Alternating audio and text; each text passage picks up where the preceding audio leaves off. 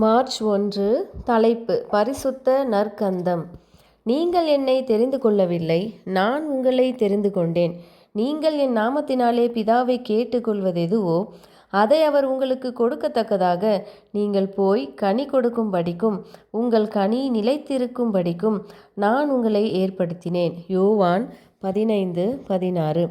மிகுந்த கனிகளை கொடுக்க நாம் அதிகமாய் ஆவிக்குரிய சிந்தை உள்ளவர்களாகி நமக்கு கிடைக்கக்கூடிய ஸ்லாக்கியங்கள் மற்றும் வாய்ப்புகள் அனைத்தையும் சிறந்த முறையில் பயன்படுத்த வேண்டும்.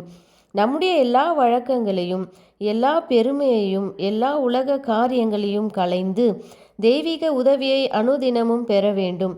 நீங்கள் ஆவிக்குரிய வாழ்க்கையில் வளர்ந்தால் சுவிசேஷம் வழங்கக்கூடிய அனைத்து வாய்ப்பு வழிகளையும் நீங்கள் செயல்படுத்தி பரிசுத்த ஆவியானவருடைய செல்வாக்கினால் பயபக்தியை பெற்றுக்கொள்ள ஆயத்தமாய் இருக்க வேண்டும்.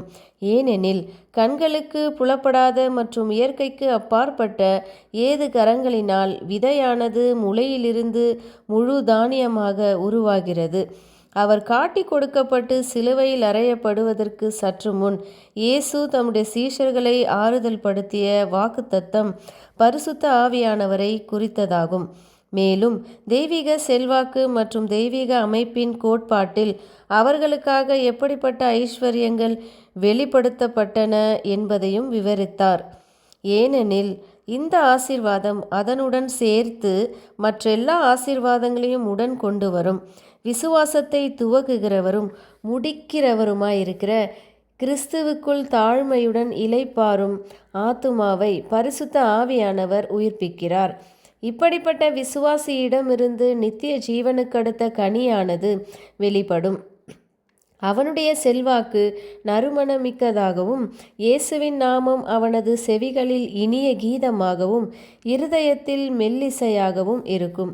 ஒரு கிறிஸ்துவன் தன்னுடைய அனுபவத்தின் மறைபொருள்களை விளக்க முடியாமல் இருந்தாலும் அவன் பிறருடைய வாழ்க்கையில் ஜீவனுக்கேதுவான ஜீவ வாசனையாக இருப்பான். ஆனால் மேகங்களும் மந்தாரங்களும் அவனை சூழ்ந்து கொண்டபோது அவன் தேவனை நோக்கி மன்றாடிய போது இருள் விலகி சமாதானமும் சந்தோஷமும் ஆத்துமாவின் ஆலயத்தில் குடிகொண்டதை அவன் அறிந்திருப்பான். இருதயத்திற்கு வெளிப்படுத்தப்பட்ட தேவனுடைய மன்னிக்கும் அன்பு மற்றும் எல்லா புத்திக்கும் மேலான சமாதானத்தை பெறுவதென்றால் என்ன என்பதை அவன் அறிந்திருப்பான். அது மட்டுமல்ல, நம்மை நேசித்து தம்முடைய சொந்த இரத்தத்தினாலே நம்முடைய பாவங்களில் இருந்து நம்மை கழுவியவருக்கு ஆத்துமாவில் இருந்து துதியும் நன்றியும் தொழுகையும் ஊற்றெடுத்து பொங்குவதென்றால் என்னவென்பதையும் அவன் அறிந்திருப்பான். இயேசு கிறிஸ்துவின் மூலம் சமாதானத்தையும் பரிசுத்த ஆவியின் மூலம் சந்தோஷத்தையும் அவன் பெற்றிருக்கிறான். கிறிஸ்துவுடன் ஒன்றுபட்டவனாக அவனுடைய ஆத்துமா அவருடைய சித்தத்திற்கேற்ற ஒப்படைப்பினால் நிறைந்திருக்கும்.